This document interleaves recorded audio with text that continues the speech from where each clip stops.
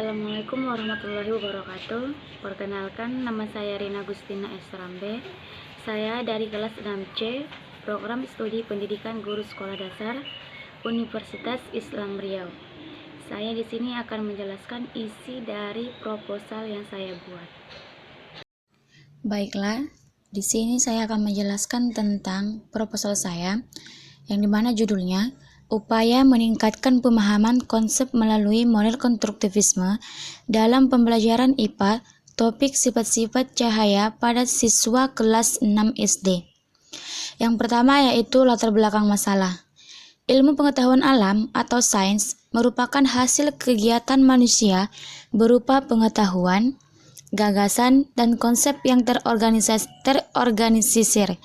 tentang alam sekitar yang diperoleh dari pengalaman melalui serangkaian proses ilmiah, sehingga siswa dapat belajar mandiri untuk mencapai hasil yang optimal. Kemampuan siswa dalam menggunakan metode ilmiah perlu dikembangkan untuk memecahkan masalah-masalah dalam kehidupan nyatanya, bahwa IPA berhubungan dengan cara mencari tahu tentang alam sekitar secara sistematis, sehingga bukan hanya penugasan kumpulan pengetahuan yang berupa fakta, konsep, atau prinsip yang tetapi juga merupakan suatu proses penemuan. Pada pembelajaran IPA, siswa mempelajari sifat-sifat cahaya tanpa mengetahui maknanya. Siswa hanya melihat buku atau gambar saja. Pembelajaran IPA masih bersifat abstrak karena ketika menjelaskan, guru kurang menggunakan media nyata. Pembelajaran IPA yang abstrak ini sangat mudah dilupakan oleh siswa, sehingga guru harus mengulang kembali apa yang sudah dipelajari oleh siswa sebelumnya. Khususnya bagi siswa sekolah dasar yang taraf berpikirnya masih sangat sederhana. Untuk dapat menanamkan pemahaman tersebut secara baik, perlu adanya dukungan benda-benda konkret atau model. Misalnya dalam mengajarkan pokok bahasan sifat-sifat cahaya pada kelas 6 SD, diperlukan dukungan media pembelajaran oleh metode yang relevan dengan materi yang akan disampaikan sehingga dapat meningkatkan hasil belajar IPA tentang sifat cahaya tersebut. Oleh karena itu, dalam proses pembelajaran, guru harus dapat menggunakan strategi dalam mengajar dan alat peraga yang dapat menarik dan memotivasi siswa untuk belajar, sehingga belajar sungguh-sungguh, terutama dalam pembelajaran IPA yang merupakan salah satu pelajaran yang sangat penting dalam mengenal lingkungan alam dan sekitarnya dengan baik sehingga hasil belajarnya meningkat. Dalam pembelajaran IPA, peserta didik dituntut untuk dapat menemukan pengertian sendiri. Apakah itu berarti mereka diharuskan menemukan kembali prinsip-prinsip sains sejak awal?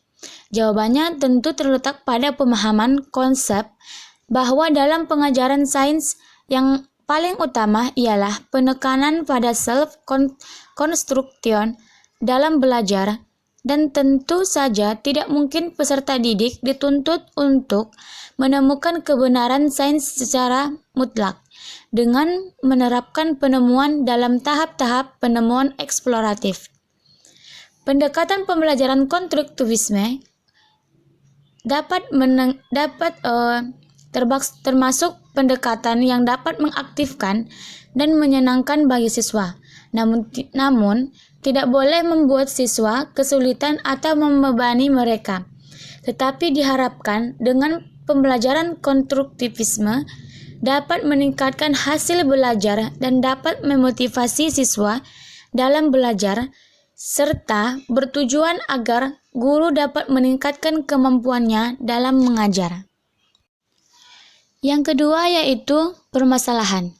Permasalahan ini dibagi menjadi 3. Yang pertama yaitu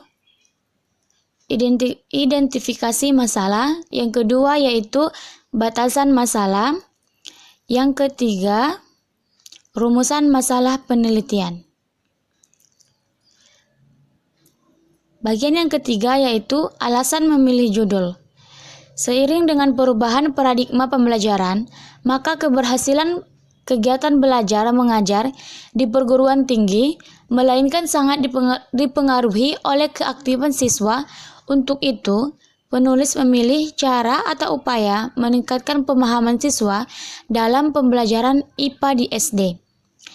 Yang keempat yaitu tujuan penelitian.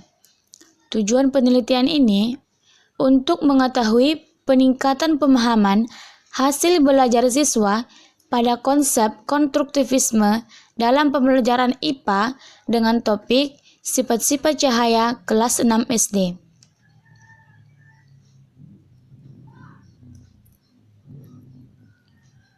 Yang selanjutnya yaitu kajian teoritis. Pengertian pemahaman. Dalam pembelajaran, pemahaman dimaksud sebagai kemampuan peserta didik untuk dapat mengerti apa yang telah diajarkan oleh siswa. Dengan demikian, dapat dipahami bahwa pemahaman adalah suatu proses atau mental terjadinya adaptasi dan transformasi ilmu pengetahuan. Yang bagian B yaitu pembelajaran IPA. Yang pertama, hakikat IPA. Ilmu pengetahuan alam yang sering disebut juga dengan istilah pendidikan sains disingkat menjadi IPA.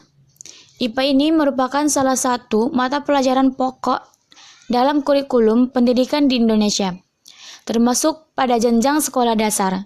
Sains atau IPA adalah usaha manusia dalam memahami alam semesta melalui pengamatan yang tepat pada sasaran, serta menggunakan prosedur dan dijelaskan dengan penalaran sehingga mendapatkan suatu kesimpulan.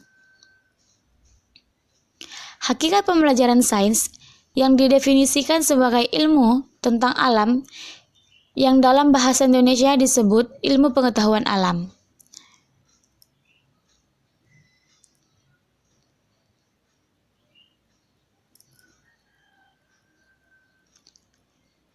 Yang kedua yaitu karakteristik IPA. IPA memiliki karakteristik sebagai dasar untuk memahaminya. Yang pertama yaitu IPA merupakan kumpulan konsep, prinsip, hukum, atau teori. Yang kedua yaitu proses ilmiah dapat berupa fisik dan mental, serta mencermati fenomena alam termasuk juga penerapannya.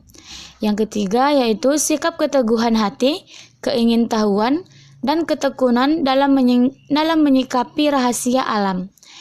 Yang keempat yaitu IPA tidak dapat membuktikan semua, akan tetapi hanya sebagian atau beberapa saja.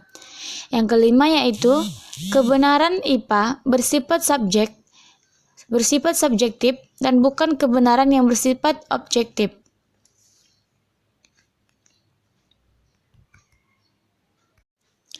Materi IPA yang diaplikasikan dalam penelitian sifat-sifat cahaya, yang dimana yang pertama yaitu cahaya merambat lurus.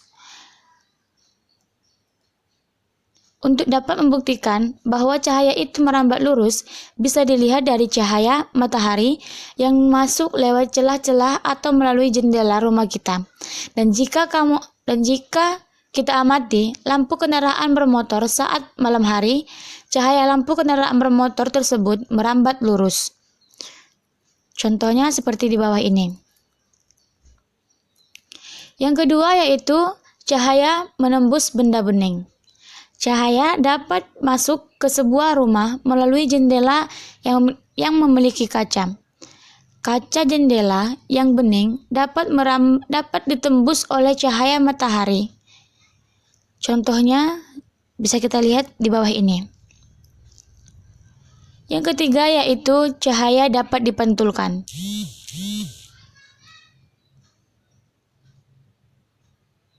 Contohnya seperti ini. Yang keempat yaitu cahaya dapat dibiaskan. Pembiasan adalah peristiwa pembelokan arah dari cahaya saat melewati medium. Contohnya, pada peristiwa pembiasan cahaya pensil yang dimasukkan ke air yang ada dalam gelas. Yang terakhir yaitu cahaya dapat diuraikan.